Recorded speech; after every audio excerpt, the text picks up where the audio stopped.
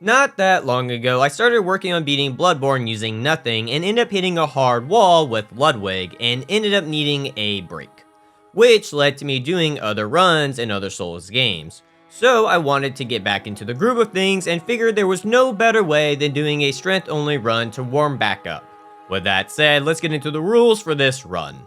Rule number 1, strength only, which as stated, I can only level strength. Rule number 2, no guns. We all know by now parrying just trivializes most bosses, and I would like to avoid that. Number 3, I cannot use the same weapon twice in a row for boss fights. I do this to force myself to use as many strength weapons as I can, and unfortunately there are only so many weapons, so some weapons will be used more than others. And lastly, I must beat every boss in the game. With the rules done with, let's get this run started. I start by naming my character Rock because there's nothing stronger than the Rock. For the class, I went with a military veteran since it gave me the most options to use for strength weapons.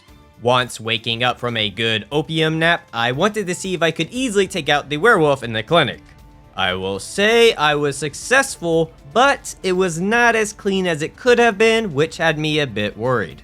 After gracefully ripping out a wolf's anus, I made my way into the hunter's dream to get my first weapon, and the weapon I decided to go with was the saw cleaver. Now, I know this isn't technically a strength weapon and more of a balance weapon, but with this high scaling being in strength, I figured it was fine.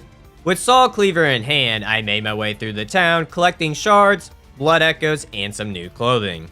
Feeling a bit dapper, I rewarded myself with some pig anus. Which, if you did not know, sausage back in the day used pig intestines as the casing, and in some places they still do this. Remember that the next time you got some sausage in your mouth.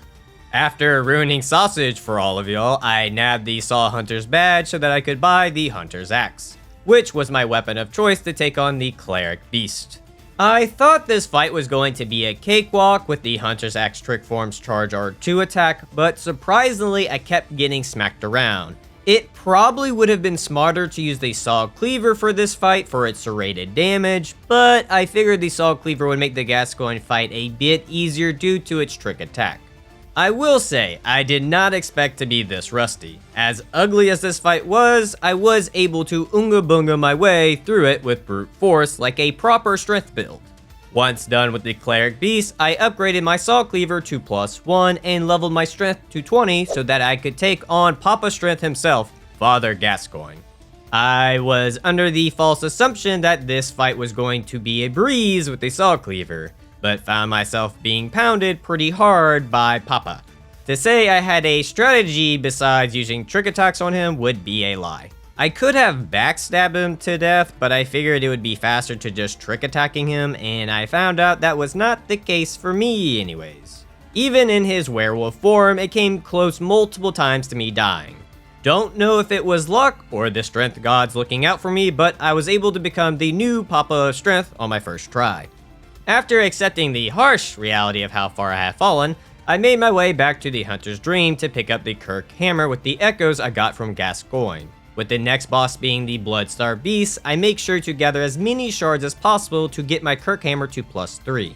Along the way, I also made sure to pick up some fire paper from the Lady Killer himself, Alfred, and some Beast Blood pellets and Old Yarlum. Preparations done with, it was time for the Bloodstar Beast. For this fight, I of course went with the pinnacle of strength weapons, the Kirk Hammer. Sadly, on my first round, I did not do it justice. I really wanted to get the Charge R2 off with the follow-up attack, but I kept missing with it, eventually leading to me playing poorly and causing my own downfall. Just goes to show it's usually the player's fault, not the weapon. Round 2 was much better, even though I did end up getting poisoned again. Could I have used an antidote? Yes. But where's the fun in that? I also apparently did not learn my lesson with the Charge R2. I just really wanted to bonk her from behind. Is that so hard to ask for? Alas, no big bonk from behind, but I did end up winning. With the Bloodstar Beast being pounded to death like Papa Gascoigne taught me, I used her echoes to get my strength to 25. Due to the Bloodstar Beast being defeated, I can now access the Healing Church workshop where I can get myself the Radiant Sword Hunter badge, some twin shards, some expensive doll clothes, and an umbilical cord. Now that I have the Radiant badge, I can buy Ludwig's Holy Blade, but it costs 20,000 echoes, and I would rather save the doll clothes for the levels, so I went old-fashioned and farmed the wolves in the first area. Once at 20k, I bought the sword, sold the doll clothes, leveled my strength to 33, upgrade the sword to +3, equipped some gems I picked up, and I was ready for the next boss, Vicar Amelia. Amelia stood no chance against Ludwig's Holy Blade. With using fire paper and beast blood pellets, I was able to easily break all of her limbs. Poor girl was only able to get a few hits in before I gleefully ripped her face off with my rock hard biceps. After steamrolling Amelia, I pick up the Eye of a Blood-Drunk Hunter so that I can access the DLC area to get Beast Cutter, Amygdala Arm, and Whirligig Saw. And yes, I forgot about the Boom Hammer, but I do end up getting it later. Once back at the Hunter's Dream, I got all 3 weapons to +3. I did this by using the Cum Dungeon to buy the shards. As much fun as grinding for it would be, I would rather spend that time playing the game than grinding for multiple hours. Once done upgrading, I decided to start a street fight to show how tough I was. See, it only took 2 hits to take me down, not 1. That's the rock for you. In Yargul Unseen Village, I do a bit of collecting, and upon getting the Moon Rune, I figured it would be wise to be able to equip it, so I made my way to the Witches of Himwick to give these old ladies a good bonkin' with my Amygdala Arm. I, of course, for this fight, did the old 0 insight trick. I occasionally have people comment from time to time about why do I do this when I do not allow the music box or blood cocktails. Well, it's very simple. When removing those 2 from their boss fights, it actually becomes more engaging and fun, whereas for the witches, whether I have 0 insight or not, it doesn't change the fight. Either way, I'll be running in circles trying to find the witches. Having the spectrals chase you doesn't add anything to the fight. So I just stick with 0 insights to make this fight less tedious than it already was. With that out of the way, I had a field day using the Charge R2 attack with the follow-up attack, launching the witches into the air. I kinda get why orcas do this to otters now. It's kind of enjoyable. After bowling the witches a bit, I pick up the Rune Workshop tool, pop some echoes, and level my strength to 37. With now having the Moon Rune, I can take on the shocky boy that is Carl. So for this fight, I went with the obvious choice of using the Whirligig Saw since it's really strong against beast types. What wasn't on my bingo card was getting Parl to 10% HP without getting hit, to then get smacked left and right to the point of dying. Another good example of skill issue, not weapon issue. No worries, round 2 went a lot smoother and I was able to rip through his health in a matter of seconds. It helps when you actually limb break him. Once done with Parl, I went back to the DLC to get the Boom Hammer. With Boom Hammer in hand, I made my way into the Forbidden Woods to a rickety old shack where a trustworthy fellow gave me a tonsil stone. With it being the Christmas season, he must have been in a giving mood. After getting the tonsil stone, I pick up a Nourishing Triangle gem to help with damage on some weapons and grab the Canehurst letter. I was in a spontaneous mood to be a bit more dapper, so I switched my clothes to something more pimpin'. Being fully pimped out, I used the tonsil stone to be whisked away to the Nightmare Frontier, where I got to test my non-existent speedrunning skills. Hell yeah, still got it. With that excitement, I charged fully in the Amygdala fight, hammer a-blazing. I chose to go with the Boom Hammer for this fight for its running R2 attack. The running R2 is an overhead attack, which makes hitting Amygdala's head easier. Combining this with its Ignite ability just gives it good damage, with it only being at +3. So, with just a little bit of fire and a little bit of boom, Amygdala went down with no issues. I then use its echoes to increase my strength to 42 and upgrade Beast Cutter to +6. I once again test my speedrunning skills. And as you can see, this is why I don't speedrun. After doing that little shortcut, I pick up the chunk in the area and the anti-clockwise rune for some more stamina. Before taking on the shadows, I decided I would make my life a bit easier, so I headed over to Canehurst to collect some weapons that I cannot use and some expensive knight armor to sell for levels. I was able to make my 42 strength all the way to 49. Now with that done, it's time for the Shadows of Yharnam to take a pounding. I don't think it needs to be stated, but I went with the Beast Cutter for this fight. The reason I chose this weapon was for its speed of attack. When it's in its club form, it has a relatively quick attack, which helps when taking on agile bosses like the Shadows of Yharnam. I made sure to bring bolt paper and fire paper for this fight. The bolt paper is used to help DPS the fire guy down quickly since this is his lowest resistance, whereas for the sword guy, it's fire, hence the fire paper for him. Overall, the fight wasn't too heinous. The shadows did remind me why I'm not the biggest fan of their second phase. Having to deal with that lanky ass arm attack is always a fucking pain in the ass. But unfortunately for me, I did not die. In the end, I was able to bonk the 3 fellows to death with my mighty club. From there, I switched to the Kirk Hammer, which I upgraded to +5 to take on Rom and her shitty children. Right before this fight, I took some psychedelic mushrooms that pushed my brain power past the 2 brain cells to use thrusting attacks to kill the shitty spiders. Might not be the typical Unga Bunga way, but it got the job done. Once done thrusting Rom, I leveled my strength to 54, bought some twin shards with insight to get my hunter axe to +5 to take on the One Reborn. Sorry buddy, your mother called. I'm plan B, and you got to go. At the start of the fight, I did the usual get rid of the Bell Ladies to take on the One Reborn 1v1. Once done with the ladies, I slapped some bolt paper on and went to town with some charge R2s. This was the main reason I chose the hunter axe for this fight. With the charge R2 being able to hit twice, I had no issues keeping the One Reborn stun locked to the point of oblivion. After a successful plan B, I paid Spider Patches a visit for the level 2 anti-clockwise rune. I then had the urge to see how Martyr Ligarius would be with a +5 boomhammer. I see, I'll come back later. So after that little hiccup, I headed to Nightmare of Menace, collecting all the chunks I could get in the area, and took on Mikolash the Trash. So the reason I went with the boomhammer for this fight was I figured with its charge R2 attack being ignited, it would do a lot of damage. Sadly, that wasn't the case. It was fun making Mikolash fly, but the damage was just not that great at +5. I did manage to get him to his second phase on my first try, but I made the fatal mistake of keeping my distance after getting hit, which led to him spamming Call Beyond. So for round 2, I made sure to be smart this time and stay close even if I got hit. When you are right on top of him, he won't do a Call Beyond. So with proper positioning and good pressure, I was able to bring down Miko Trash for good.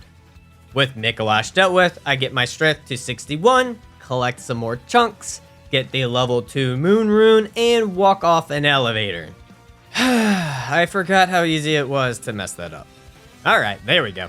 Once fixing that embarrassing mistake, I grabbed the Tempering Damp Blood Gem and the Blood Rock. With having all those things, I get Amygdala's arm to +5 to take on the Wet Nurse, who ended up killing me on my first try. Normally for this spin attack, if you get to her left side, it will just miss, but I guess if you start running too early, it won't work. I'll be honest, I don't have any real reason I picked the Amygdala arm for this fight besides trying to keep things spicy, and with this low of damage, it sure did that. After a while, I ended up switching to the whip form to see if it would do more damage, and funny enough it did. To try and help speed things up a bit, when I would see a good opening, I would try to do a trick attack for decent damage. The most shocking part about this long ass fight was that I never had to deal with her nightmare attack. I was actually able to dodge it every single time, and as simple as that, the Wet Nurse went down to my big club. With the Wet Nurse defeated, I get my strength to 66. For some reason, I thought after beating the Wet Nurse, I could buy twin shards in the shop, but that's not the case. What I actually needed was the Cosmic Eye Watcher badge, which I could have gotten before fighting Mikolash or the Wet Nurse. Well, that was a missed opportunity to make things easier. Either way, after getting the badge, I upgrade everything I can to +6. With all that done, I was ready for the Celestial Emissaries, and my weapon of choice for this fight was the Beast Cutter. I went with the Beast Cutter for its whip form for the first phase. The Beast Cutter's whip attack actually has the longest melee ranged attack, which helps with dealing with mobs like the Celestial Emissary. So after I would take out a wave of them, I would switch to the club to wail on the main one. A very simple strategy for a very simple boss. Right after beating the Celestial Emissary, I went straight to a Breedis with the trusty old Ludwig's Holy Blade that I upgraded to +9, which sadly did not stop me from dying 6 times. I have missed playing Bloodborne, but I did not miss this fight. I do have to say, I have given Lawrence a lot of shit, but at this point, I think Breedis is just so much worse than Lawrence. Lawrence actually has a pattern to him, whereas Breedis' wonky ass hitboxes can just fuck you over at any second. It could simply be from just getting slightly nipped to her stupid tentacles just blocking you from trying to get around her. I never thought this would happen, but Lawrence is no longer my least favorite boss. Breedis happily has taken that title from him. So, through pure rage and anguish, Breedis finally went down. With Breedis rightfully dead, I was ready for my rematch with Logarius. This time, I decided to go with the Hunter's Axe since it's a fairly fast weapon in its untricked form, and for the fact its charge R2 can literally flatten Logarius. The downside to this destructive power is that it will lead to him going straight into his second phase, missing the backstab opportunity. From here, I just played it a bit safe, taking advantage of Logarius' flying attacks, which was going very well until the last quarter of his health where he decided to just start spamming his sword projectile attack, leading to me to have only 1 vial left with him at about 10% life. And at this moment, I knew what needed to be done. I needed to Unga Bunga it. So I said fuck it and charged right in after his attack and DPS as fast as I could for the win. Sometimes it's better to not think and just act. With Logarius defeated by a single brain cell move, I grabbed the unopened summons and gave it to Alfred for the Wheel Hunter badge. Once back at the Hunter's Dream, I leveled my strength to 69 and decided to use my Blood Rock on the Whirligig Saw. After buffing the Beast Lawnmower 9000, I was ready for Ludwig the Accursed. As expected, the Whirligig shredded through Ludwig's HP with ease and pretty much kept Ludwig stunned for the most part. The real issue occurred during the second phase where I had a pretty rough start with constantly getting hit.